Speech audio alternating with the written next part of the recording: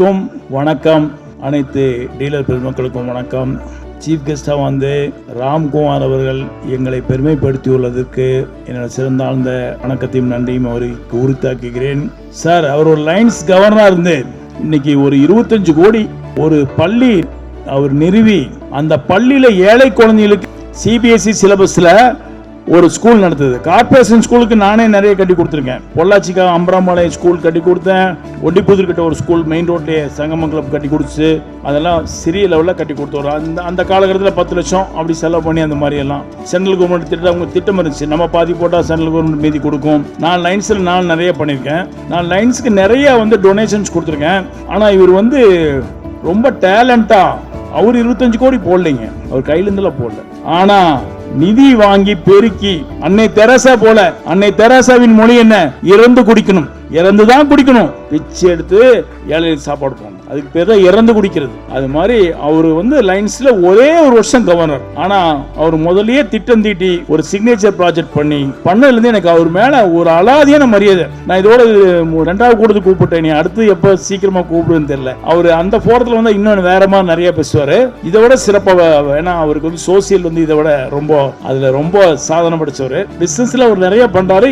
எனக்கு பிசினஸ்ல அவர் பெருசா அறிமுகம் இல்ல, எங்களுக்கு லைன்ஸ்ல தான் அறிமுகம். அவர் வந்து இங்க அதுவும் சஃபி சார் என்னோட பார்ட்னர். என்னோட ரியல் எஸ்டேட்ல 3 பார்ட்னர் இருக்காங்க. ஒரு கம்பெனில ஒரு சஃபி, முகமது சஃபின்னு, அவர் ரொட்டேரியன், அவரை தான் வர சொல்லியிருந்தேன். அவரால் வர முடியல. அப்ப நான் சொன்னேன், நீங்க ஒண்ணு பண்ணணும், உங்க ஃப்ரெண்டு ராம்குமார் எனக்கு ரீப்ளேஸ் பண்ணி கொடுத்தா உங்களுக்கு லீவு, இல்லைன்னா உங்களுக்கு லீவ் இல்லைன்னு சொல்லிட்டேன். அதனால அவரு இவர்கிட்ட ரெக்வஸ்ட் பண்ணி எனக்கு அப்பே ரீப்ளேஸ் பண்ணி கொடுத்தாரு ராம்குமார் சார். ராம்குமார் சாருக்கு எல்லாரும் ஒரு கைதட்டல் தட்டி அவரை பிரைஸ் பண்ணுவார் கேட்கிறேன். அதே மாதிரி தம்பி சித்தார்த் சார், இந்த பேச மாட்டாங்க சார், பெரிய திறமையாளர்கள்லாம் பேச மாட்டாங்க. அது மாதிரி தம்பி வந்து பேச்செல்லாம் சரளமாலாம் பேசலாம் மாட்டாரு. நீங்க டெக்னிக்கலான கொஸ்டின் கேட்கணும். அப்ப உங்களுக்கு அந்த நாலேஜ் இருக்கணும். நம்ம வியாபாரிக்கு அந்த நாலேஜ் எல்லாம் இருக்காது. நமக்கு 100 ரூபாய்க்கு வாங்குறோமா 105 ரூபாய்க்கு விற்கிறோமா அப்படிங்கிற எண்ணம் தான், அவ்வளவுதான் நமக்கு இருக்கும். ஸோ அந்த மாதிரி எனக்கு கொஞ்சம் இருக்கு. நான் 46 வருஷமா பிராக்டிகலா தொழில் பார்த்தேன். நான் இவங்கள மாதிரிலாம் டெஸ்டிங் லேபு வேற லெவல். ஒரு வெளிநாட்டில் இப்போ நீங்க போய் சைனாலையும் தாய்லாந்துலையும் மோட்டர் ஹை டெக்னாலஜியில் வாங்குறதுக்கு பதில் இவர்கிட்ட வாங்கலாம். அந்த அளவுக்கு இங்க கொண்டுட்டாங்க கோயம்புத்தூர்ல. மிகப்பெரிய பாராட்டுகள் சித்தார்த் தம்பி. இவங்க ஃபாதர் என் ஃப்ரெண்டு பிரமோத், ரொம்ப காலமா தெரியும். இந்த தம்பிக்கு என் பசங்க வயசு தான், எல்லாம் ஒரே வயசு, 1-2 எச்சா கம்மியா இருக்கலாம். தம்பிக்கு அவ்வளவுதான் இருக்கும். ரொம்ப சித்தார்த்துடைய ரொம்ப ஹைலி டீசென்ட், அமைதி, ஆனா நிறைய காரியங்கள் இருக்கு. இந்த தம்பி கிட்ட நான் போய் என்னை அடமானம், என் கம்பெனியே அடமானம் வச்சுட்டேன்னா பாத்துங்களேன், இனிமேல் நான் மோட்டரை பத்தி கவலையப்பட வேண்டியதில்லை. அப் டு 2 லிட்டர் ஒரு 3 லிட்டர் பெல்ட் வரை கொடுக்குறாரு. எங்களுக்கு ஸ்பெஷலா பண்ணி தராரு. ரேட்டு எல்லாமே அனுசரிச்சு தராரு. ரொம்ப நன்றி சித்தார்த் கணேஷ் டெமிங்ஸ். என் பையனால் நான் பேசாம இருக்க முடியாது, அவனையும் பேசித்தான் நானும். இவன் வந்து +2 படிக்கிறப்போ நான் அடுத்து நான் என்ன படிக்கிறதுன்னு கேட்டேன். நான் சொன்னேன், 100 தடவை யோசிக்கோ. நான் சொன்னா நீ மாத்தக்கூடாது. அதனால உங்க அம்மா, அக்கா, தங்கச்சி எல்லாத்தையும் போய் கேட்டுக்கோ, உங்க பாட்டிட்டெல்லாம் கேட்டு வந்துருந்தேன். எல்லா பக்கம் ஓடினான். கடைசியில வந்தான். சரி, நமக்கு எது அப்பதான் ரியல் எஸ்டேட் நான் கொஞ்சம் உள்ள நுழைஞ்சு ஒரு 7-8 வருஷம் ஆன டைம். நான் 2004 ரியல் எஸ்டேட்டுக்கு வந்தேன். ஒன்றும் தெரியாம லிட்டிகேஷன் இடம் பூரா என் காசு பூரா தொலைச்சு ரோட்டுக்கு வந்துட்டேன். அந்த மாதிரி 89ல கிரைண்டரு ஹோல்சேல் செஞ்சு ஆத்தூர்ல ஒருத்தனுக்கு கொண்டு அப்படியே பல்கா இருக்கிறது பூரா கொடுத்து ரோட்டுக்கு வந்து தற்கொலை பண்ண போயிட்டேன். எங்க அப்பா சொன்னாரு, இன்னும் மனையிடம் 2 வச்சிருக்கேன், வித்து கொடுக்குறேன்டா, இனிமேல் நீ தோக்க மாட்டேன், இந்த தோத்தது உனக்கு ஒரு பெரிய பாடம், நீ மீண்டும் வருவடா எழுச்சியோடன்னு சொன்னாரு. இன்னைக்கு எங்க அப்பா விட்டுட்டு போனது மாதிரி நான் 100 மடங்கா இருக்கேன். என் பையன் நான் விட்டுட்டு போன 10 மடங்குனா எனக்கு ரொம்ப சந்தோஷம். ஏன்னா அவனும் படிச்சுட்டான். அப்ப நான் சொன்ன ஆர்கிடெக்ட் படி, வேர்ல்ட்லயே பெஸ்ட் ஆர்கிடெக்ட் எந்த யூனிவர்சிட்டியோ அதில் படின்னு சொன்னேன். அப்புறம் நம்ம லைன்ஸ்ல இருக்க விட மாட்டாங்க. எங்க லைன்ஸ்ல வந்து ரொம்ப சார் அங்க படிக்கலாம் இங்க படிக்கலாம்னு சொல்லி அவங்க ஒரு கமிஷன் வாங்குறதுக்காக கூட்டு போய் எந்தெந்த கண்ட்ரியோல சொன்னாங்க. கடைசியில் அவனே ஆன்லைன்லயே பார்த்து அன்னைக்கு வேர்ல்ட்ல 2nd லார்ஜஸ்ட் யூனிவர்சிட்டி ஏஏ ஜாயின் பண்ணி படிச்சிட்டான். நல்லா படிச்சிட்டான். என்னால ஒன்றும் பண்ண முடியல. இப்போ என் பையன் என்ன சம்பாதிக்கிறானோ 100 மடங்கு அவனை டெய்லி என்னால் சம்பாதிக்க முடியும். எவ்வளோ மடங்கு? 100 மடங்கு டெய்லி சம்பாதிக்க வைக்க முடியும். ஆனால் என்னால் முடியல. ஏன்னா ப்ரொஃபஷன். டாக்டருக்கு படிச்சதுக்கு அப்புறம் வந்து மோட்டர் மாட்டுவானா எவனாவது, அந்த மாதிரி நீங்கள் ஆர்கிடெக்ட் படிக்க வச்சிங்க, நான் அதெல்லாம் பண்ணுவேன். உங்களுக்கு ரிலேட்டடாக இருக்கிற ரியல் எஸ்டேட் தொழில வேணா நான் ஹெல்ப் பண்ணுறேன்னு பண்ணுறேன். அப்படி அப்புறம் என் பொண்ணை கஷ்டப்பட்டு கொஞ்சம் கஷ்டப்பட்டு தான் கொண்டு வேண்டியதாக இருக்கு. கொண்டு வந்து உட்கார வச்சு பண்ணிட்டு இருந்தேன். இப்போ என் பொண்ணு கொஞ்சம் திருமணமாக இருக்கு. அதனால இப்போ கொஞ்சம் லீவில் இருக்காங்க. நீ வந்து என் பொண்ணு என்ன சாதிக்க போகிறாங்கன்னு தெரியல. என் பொண்ணு சாதிக்கிறதுக்கு என்னோட வாழ்த்துக்களை தெரிவிச்சிருந்த இந்த நேரத்தில். என் பையன் ஒரு ஜீனியஸ்ன்னு சொல்லுவாங்க மற்றவங்க. ராம்குமார் மாதிரி சார் என் ஃப்ரெண்ட்ஸ் இருக்காங்க, அவங்களாம் சொல்லுவாங்க. பட் நம்ம வந்து வேற மாதிரி ஆக்ஷன் கிங்கு. நம்ம படித்தது 6வதுங்க, அவ்வளோதான். அப்புறம் படித்தது ஒரு ஸ்கூலில் தான், இந்த ஸ்கூலில் கிரைண்ட் அசோசியேஷனில் லைன்ஸில் இதிலெல்லாம் தான் நான் பிஹெச்டி பண்ணியிருக்கேன். பிஹெச்டி நானும் ஒரு டாக்டர் தான், நம்புங்க தயவு செஞ்சு. ஆனால் பட்டமெல்லாம் கேட்காதீங்க, கிடையாது என்கிட்ட. பட்டம் வேணால் நூல் விட்டு போகிற பட்டம் வேணால் நான் நல்லா விடுவேன். சர்டிஃபிகேட் எதுவும் கேட்டாதீங்க, என்கிட்ட ஒரு சர்டிஃபிகேட்டும் கிடையாது. படித்ததுக்கான ஆதாரமே இந்த உலகத்தில் என்கிட்ட இல்லை எதுவும். ஆனால் எதை எந்த இடத்துல இருந்தும் கற்றுக்க முடியும் என்னால். எதையுமே சீக்கிரம் கற்றுக்குவோம், அப்பே கற்றுக்குவேன். நீங்கள் போய் லாரி ஓட்ட இப்போ நான் லாரி ஓட்டினதே இல்லை. இப்போ ஒரு சேலஞ்சு, ஒரு லாரி கொண்டு வந்தீங்க நான் ஓட்டிடுவேன். நீங்கள் முயற்சி மட்டும் எடுத்துகிட்டே இருங்க, நல்லதை மட்டும் நினைங்க. எண்ணியே எண்ணியாங்க எய்துவ எண்ணியார் திண்ணியராக பெறும். இப்போ நான் என்ன பண்ணோம், முடிவுரை முடிச்சிட்டேன். நீங்கள் எல்லாரும் இவ்வளோ 400 கிலோமீட்டர் 300 கிலோமீட்டருக்கு மேலேருந்து வந்திருக்கீங்க. உங்களுக்கெல்லாம் என்னுடைய சிறந்தாழ்ந்த நன்றியை என் குடும்பத்தின் சார்பாகவும் இதற்கு ஏற்பாடு செய்து ஒத்துழைத்த எங்களது ஊழியர்கள் அனைவருக்கும் இந்த நேரத்தில் அவர்களுக்கு நான் நன்றி சொல்லாமா வாழ்த்து சொல்லாமா? என்ன சொல்லலாம் மகேஷ்? வாழ்த்து சொல்லணும். வாழ்த்து சொல்லணும். குறை இருந்தால் அனுசரிச்சுக்கோங்க சார், எதுவும் சொல்லிடாதீங்கன்னு வேற சொல்லி அனுப்பிச்சிருக்காங்க மேலே வரும்போது.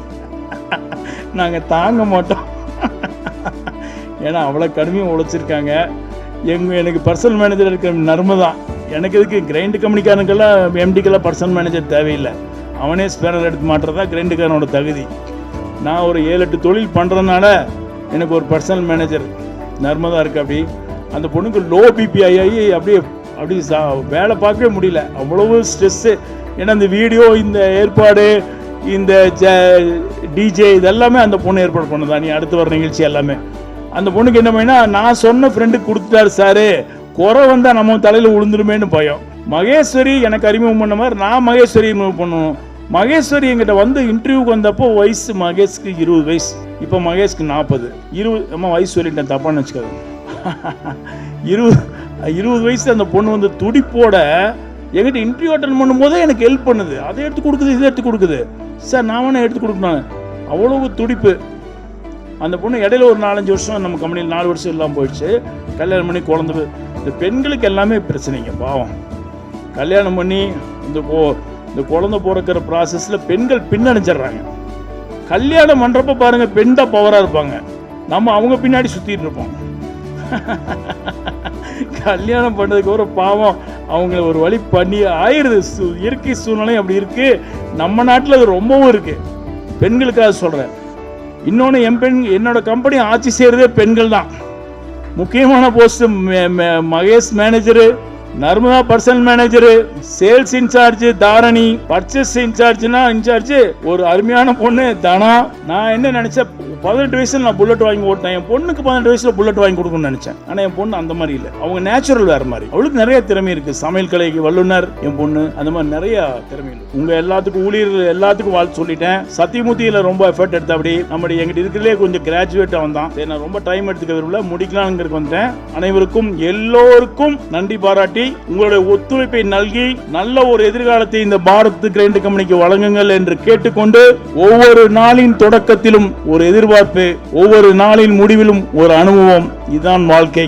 வலிமையான சாதனைகள் எல்லாம் வலிமையால் செய்யப்பட்டவை அல்ல, விடாமுயற்சியால் செய்யப்பட்டவை. தன்னை தாமே நம்புவதற்கு மற்றவர்களை நம்ப வைக்க வேண்டிய அவசியம் இல்லை. வாழ்க்கையின் தடைகள் அனைத்தும் ஒன்றுதான், ஆனால் அவற்றை கையாளும் விதம் வித்தியாசத்தை ஏற்படுத்துகிறது. பல உறவுகள் எந்த சூழ்நிலையிலும் நீங்கள் புன்னகைக்க முடிந்தால் இந்த உலகிலேயே அதிக எண்ணிக்கையிலான இதயங்களை வென்றவர் நீங்கள் தான். எனவே எல்லாவற்றையும் புன்னகையோடு எதிர்கொள்ளுங்கள். இன்பத்திற்காக மட்டும் அன்பை தேடி செல்லாதீர்கள். துன்பத்திலும் ஆறுதல் அளிக்கும் உறவுகளை தேடுங்கள். அதுவே இறுதி வரை அன்பாக இருக்கும். பணிந்து போ, உன் தகுதியை உயர்த்தும். துணிந்து போ, உன் திறமையை உயர்த்தும். உலகில் நீங்கள் வெற்றி பெற வேண்டும் என்றால் முதலில் நீங்கள் வெற்றி பெற்றவரை போல் வாழ வேண்டும். பதவியை காட்டிலும் அர்ப்பணிப்பு முக்கியம். முதுநிலையை காட்டிலும் நேர்மை முக்கியம். விலையை காட்டிலும் மதிப்புகள் முக்கியம். மதிப்பெண்களை காட்டிலும் மனப்பான்மையே முக்கியம். வெற்றியை காட்டிலும் முயற்சியே முக்கியம். ஆளுமையை காட்டிலும் விசுவாசமே முக்கியம். கடைசியாக காகித வேலையை காட்டிலும் காரிய வேலையே முக்கியம் என்று கூறி மீண்டும் ஒருவரை நன்றி கூறி அனைவரும் விருந்துண்டு மகிழ்ந்து போய் உறங்குமாறு கேட்டுக்கொள்கிறேன். நன்றி, நன்றி, நன்றி.